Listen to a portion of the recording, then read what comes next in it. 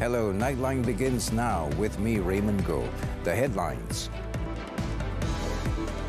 Cabinet agrees to abolish lifelong imprisonment as alternative to mandatory death penalty. And 5 billion ringgit SJKP to help Malaysians own a house.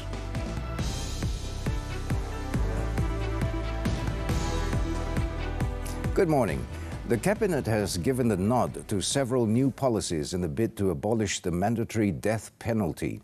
Minister in the Prime Minister's Department for Law and Institutional Reform, Datuk Sri Azalina Othman Said, said the policies include no more lifelong imprisonment as an alternative to the mandatory death penalty. Datuk Sri Azalina told the Dewan Negara on Thursday that in completely abolishing lifelong imprisonment as a punishment, the proposed alternative was a jail term of no less than 30 years and not exceeding 40 years, as well as no less than 12 strokes of the rotan. She said the mandatory death sentence would be abolished for offences which do not cause death, except for 3 offences, namely Sections 212 and 121A of the Penal Code, as well as Section 39B of the Dangerous Drugs Act 1952. A new bill will also be introduced to enable death sentences of lifelong imprisonment already imposed by courts to be reviewed by the Federal Court.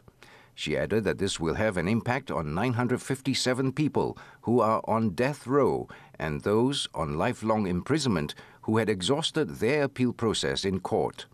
The minister was answering a question from Senator Datuk Koh Nai Kwong, who had asked on the status of the replacement punishments for the mandatory death penalty. Datuk Sri Azalina at the same time stressed that the government was aiming to amend the punishments and not abolish the death penalty by giving judges the discretion to decide. She said the first reading of the abolishment of the Mandatory Death Penalty Bill 2023 and review of the death penalty and lifelong imprisonment Federal Court Temporary Jurisdiction 2023 will be carried out on Monday. The abolishment of the Mandatory Death Penalty Bill 2023 is expected to impact 476 people on death row who have yet to exhaust the appeal process, whether in the Court of Appeal or Federal Court. Datuk Sri Azalina also told the Dewan Negara that the government had organised 19 engagement sessions and meetings with stakeholders including government agencies, lawyers, former chief justices, constitutional experts, final stage prison inmates and their families, as well as non-governmental agencies such as Anti-Death Penalty Asia Network (ADPAN), as well as Reprieve in the United Kingdom. On another matter, Datuk Sri Azalina revealed that the government plans to make it a crime to live stream sex, as well as threatening and extorting a child by using sexual photos. She said these proposed law amendments will be tabled next Monday in Parliament to address new online sexual-related threats to children due to the development of technology. Datuk Sri Azalina said the bill aims, among others, to criminalise the act of directly participating, organising, promoting, directing the abuse or receiving money in connection with the live streaming of sexual acts involving minors. The proposed punishment for the offence is 20 years imprisonment or a fine of 50,000 ringgit. She said persons involved in sexual extortion of children would also be liable under the law, and the proposed punishment will be 10 years imprisonment. And why it becomes sexual extortion is that sometimes someone on the other side pretends to be someone, asks for a picture, they give out the picture, then the child will be threatened for extortion. If you don't give money or more pictures or have sex with me, I will expose you to the world. And this always happens. This particular reference usually happens among friends in schools. So we have to inform them that this is not allowed, it's an offence. As for other proposed amendments to be tabled next Monday, Datuk Sri Azalina said one was to replace the outdated term of child pornography in the law with the new phrase of child sexual abuse materials in order to widen the definition. Other proposed amendments to the law include enacting provisions that allow extraction of evidence from children from the first point of contact, such as the police station and hospital, to prevent them testifying multiple times. The legal reforms will include provisions on child-friendly special hearings, such as empowering the judge to control the line of questioning by counsel, as well as the option of pre-recorded hearings, so that the child would not need to attend trial.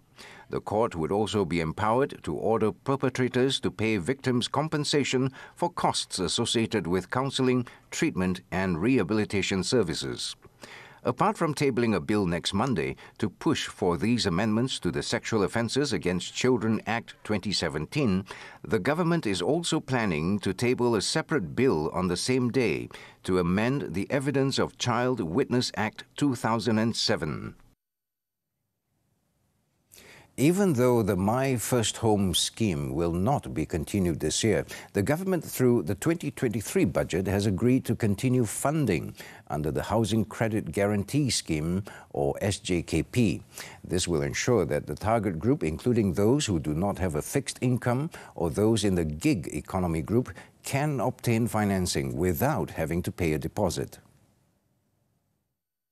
The Local Government Development Ministry, in a statement, said the government, through Syarikat Jaminan Kredit Perumahan Berhad, has agreed to provide financing guarantees for up to 5 billion ringgit worth of loans that will benefit 20,000 borrowers. SJKP is one of the Malaysian housing financing initiatives, iBiaya, launched by the ministry in collaboration with Finance Ministry on April 14, 2022, with the aim of increasing home ownership, especially among the B40, M40 and informal sector workers. The program offers housing financing without having to pay an advance deposit to those who do not have a fixed income or those in the gig economy group. According to the ministry, up until December 31st last year, a total of 16,808 borrowers have benefited through loans valued at 2.32 billion ringgit from the implementation of the SJKP. Earlier, it was announced that the My First Home scheme, which was introduced in 2011, will end on April 1st. The Real Estate and Housing Developers Association Malaysia, REDA, welcomed the government's initiative through the Housing Credit Guarantee Scheme, which will be able to help targeted groups to purchase their first house. The allocation through the scheme is also higher than the 2 billion ringgit under the previous budget. However, its president, Dr. N.K. Tong, hopes that the government will also introduce various other initiatives to ensure that more needy individuals can own their first home. We do understand that the government has to balance the budget. We also encourage that the government has introduced the Home Credit Guarantee Scheme in the last budget, which allocated 5 billion ringgit to help up to 20,000 homeowners who don't have a permanent income to be able to afford homes. So I think it's a fine balancing act to figure out which scheme that the government would like to support.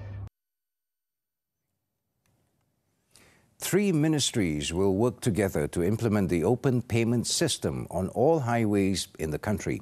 Domestic Trade and Cost of Living Minister, Dr. Sri Salahuddin Ayub, said his ministry would hold engagement sessions with the Works Ministry and Transport Ministry to expand the open payment system to the North-South Expressway as a start. So ini berurus tu berterusan dan kita 3 kementerian ini akan berbincang demi pengguna kepada pihak LLM dan juga kepada pihak yang mungkin masuk dalam industri ini supaya di semua lebuh raya sistem itu open. Jadi rakyat punya pilihan nak kekal touch and go pun boleh, nak guna RFID pun boleh, smart tag pun boleh, tapi dengan cara yang biasa ya. Speaking during a conference after launching the Jualan Rahmah Hari Raya 99 Speed Mart in Kuala Lumpur on Thursday, Dr. Sri Salahuddin added that many industry players have also expressed their readiness to offer the open payment system to ensure that highway users are able to choose the payment system which they want to use in the near future. He also stressed that the government will not go to the extreme and end the services of touch and go amid plans to review its monopoly.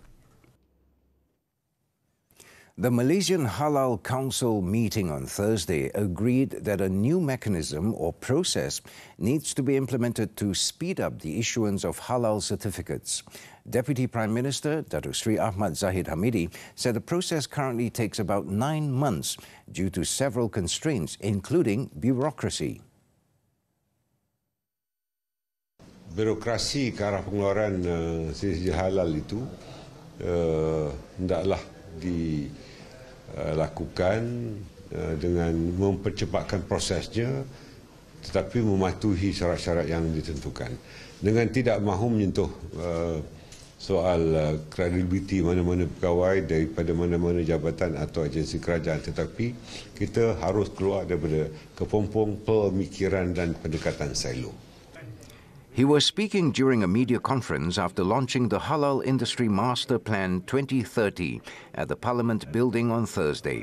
He added a new mechanism was crucial since there are more than 200,000 halal companies.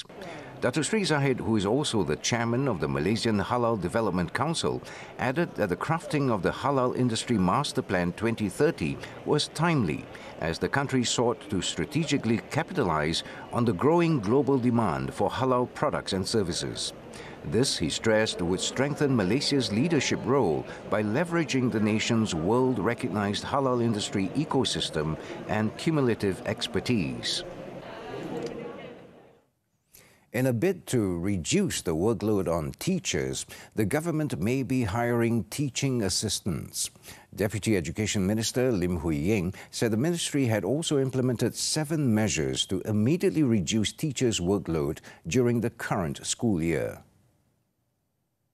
Lim told the Dewan Negara on Thursday that the move included ending competitions, celebrations or ceremonies, which did not have a major impact on student learning.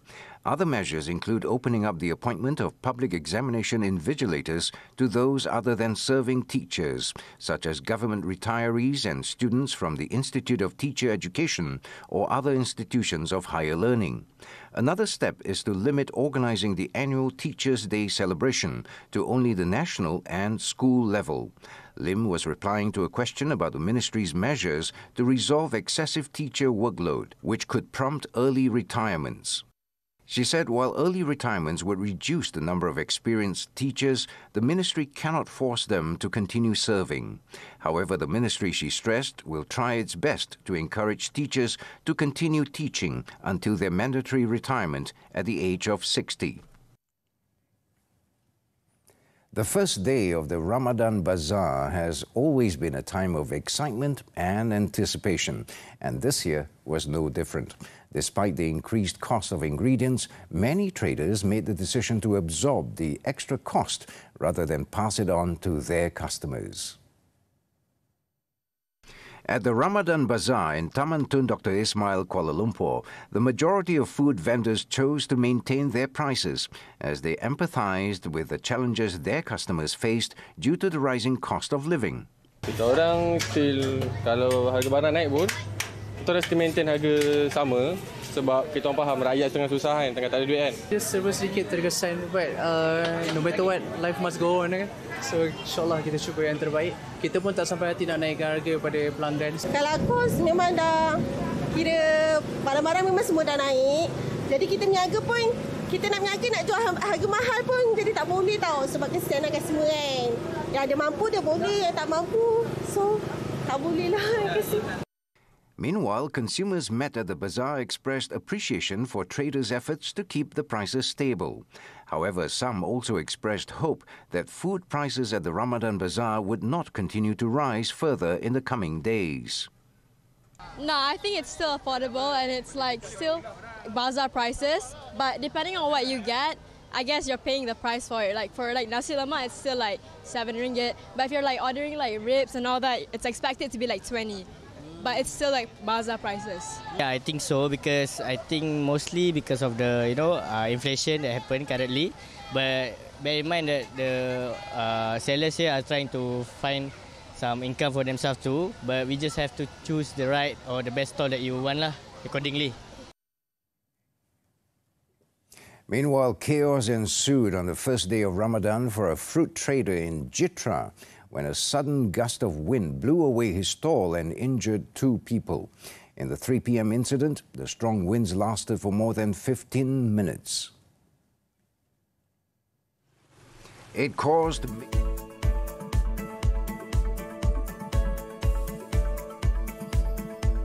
awnings were blown away, while trees were uprooted in many other areas. Fruit trader Khairul Anwar Ahmad, 45, said his daughter Nur Alia Najwa, 14, had to be rushed to the hospital after she was injured. One of his fruit stall workers also injured his finger.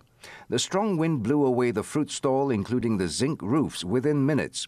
Kubang Pasu District Police Chief Superintendent Rodzi Abu Hassan confirmed the incident, which also led to a massive traffic congestion in the same area. Checks at the scene found that policemen were present to monitor the situation. Several premises in the area were cut off from electricity supply as electrical poles were damaged. The Fire and Rescue Department said Jitra was hit by rain and strong winds, which uprooted trees.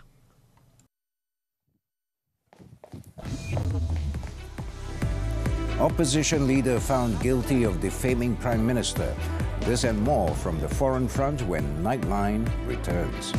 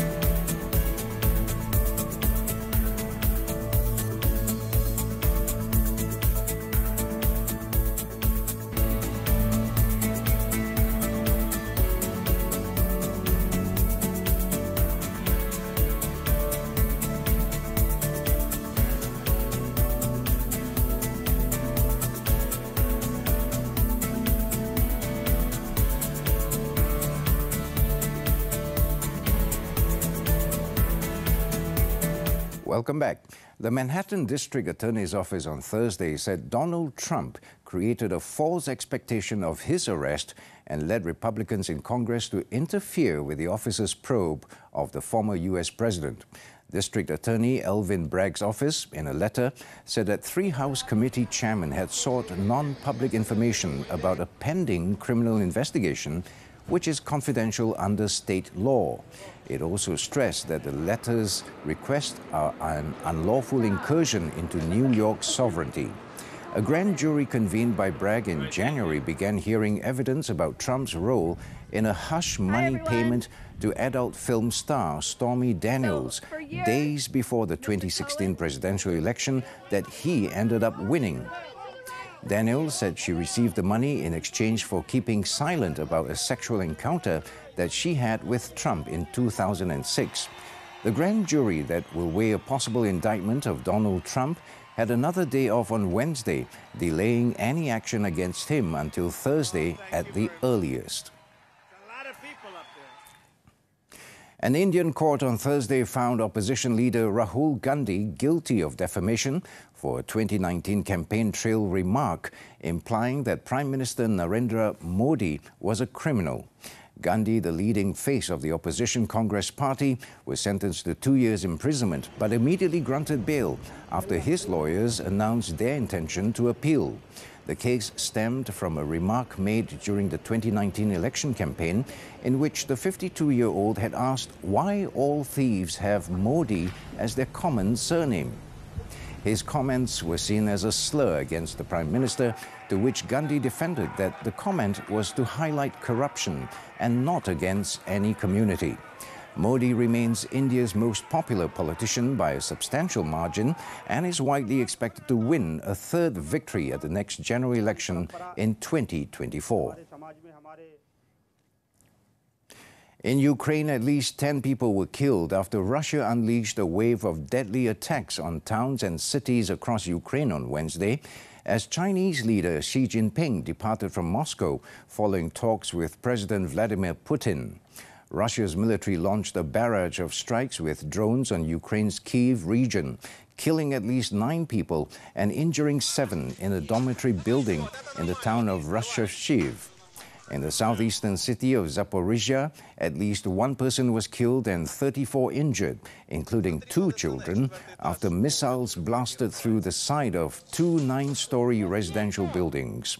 Ukrainian President Volodymyr Zelensky called the attack bestial savagery and later said a wave of strikes would be met with a reply from Ukraine.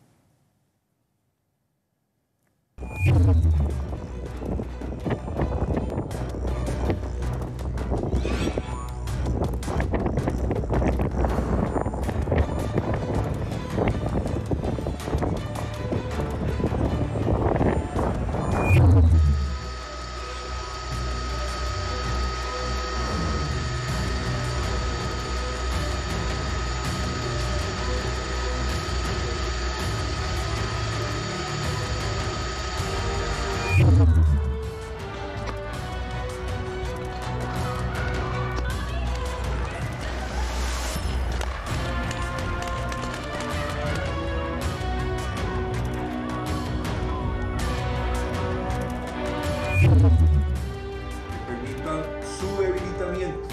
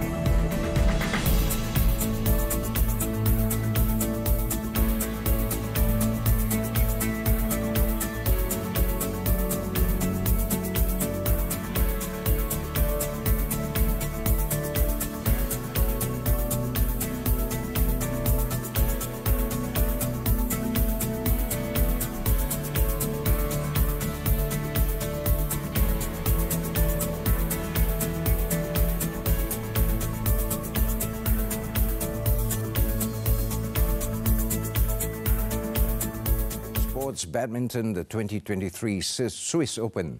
National badminton ace Lee Zijia continued his excellent run by defeating Ireland's Nat Nguyen in the second round on Thursday. Zijia took 51 minutes to beat Nguyen 21-19, 21-15. The 24-year-old, ranked 4th in the world, is scheduled to meet either India's Mithun Manjunath or Taiwan's Chiao Hao Li in the quarterfinals on Friday. Meanwhile, national men's doubles Aaron Chia and So Wee-yik were sent packing by Japan's Akira Koga and Taichi Saito 17-21, 26-21, 17-21. The Japanese duo will meet either Taiwan's Lu Qingyao and Yang Po-han or Chinese pair Ren Xiangyu and Tan Chiang in the quarterfinals.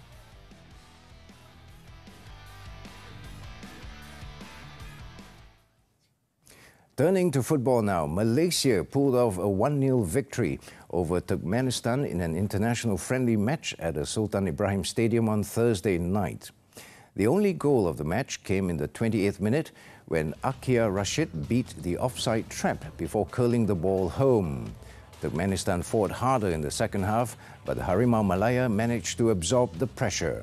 Malaysia will face Hong Kong on March 28 in their next match.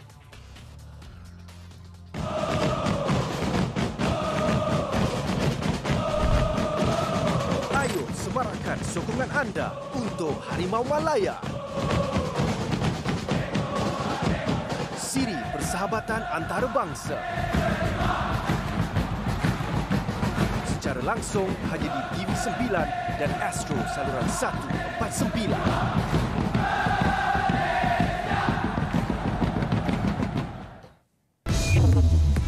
Coming right up, drugs worth more than 3 million ringgit seized. Stay tuned.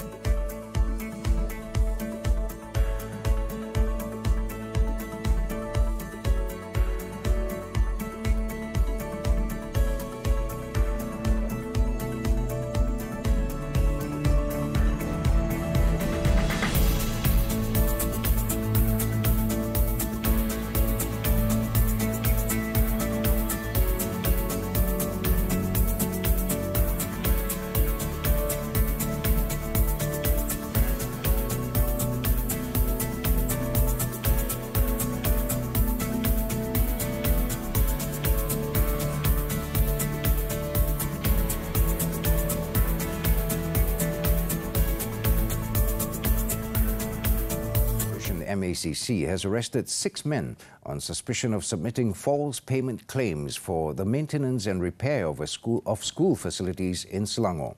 The men aged 40 to 57 were arrested separately between 5 p.m. and 12 midnight on Wednesday after they were asked to appear at the Selangor MACC office. In the first arrest, a 52-year-old man believed to be the owner of the company is being probed over the alleged submission of a false payment claim amounting to more than 760,000 ringgit for maintenance work at a school in Batu Arang in 2020 that did not follow procedure. A 41-year-old contractor was later arrested on suspicion of submitting false claims in 2020, amounting to more than 860,000 ringgit, although the work was not fully carried out. Another 4 more men suspected of submitting false claims worth more than 870,000 ringgit were also arrested for the same reason. One of the suspects was released on MACC bail due to health reasons. A 5-day remand order until March 27th was issued against the other 5 suspects by Shah Alam Magistrate Nur Shuhada Abdullah on Thursday morning following an application by the MACC.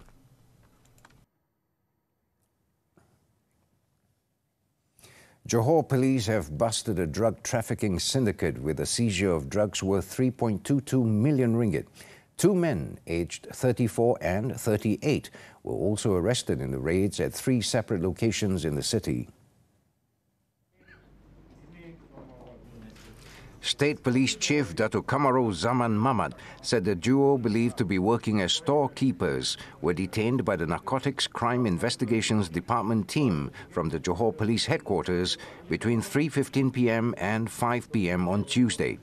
During the raid, police seized over 36 kilograms of RM5 pills, 5.36 kilograms of ecstasy powder, 903 grams of ketamine, 865 grams of ecstasy pills, and 270 grams of magic mushroom.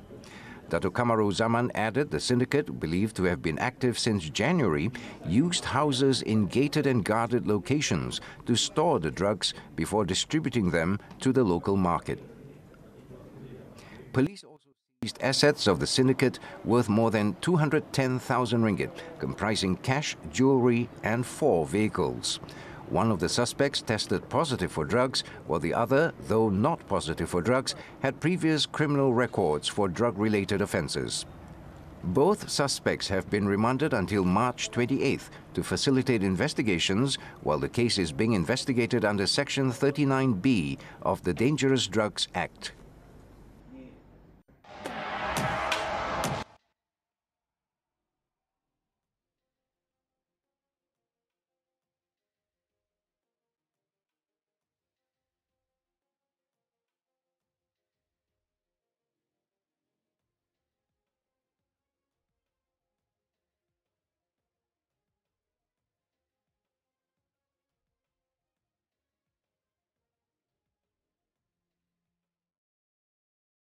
As Nightline draws to a close, let's take a look as the holy month of Ramadan starts for Muslims around the world. With that, I'm Raymond. Thank you for watching, and to all our Muslim viewers, Selamat Bersahur.